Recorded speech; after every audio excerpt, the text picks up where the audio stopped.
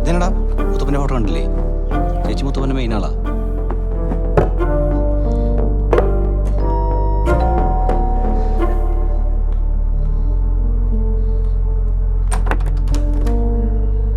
ആ ചേച്ചി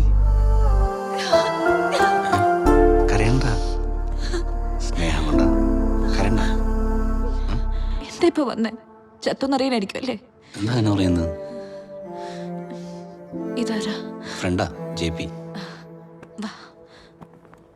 ചേച്ചി എവിടെയെങ്കിലും പോവാൻ നിൽക്കായിരുന്നു? ആ ഇപ്പൊ പോയനെ നിങ്ങൾ വന്നില്ലെങ്കിൽ. എടാ നീ എത്ര നാളെ ഇങ്ങോട്ട് വന്നിട്ട്? തിന്ന ബാഗൊക്കെ ആയിട്ട് ടൂറിന് പോവാ?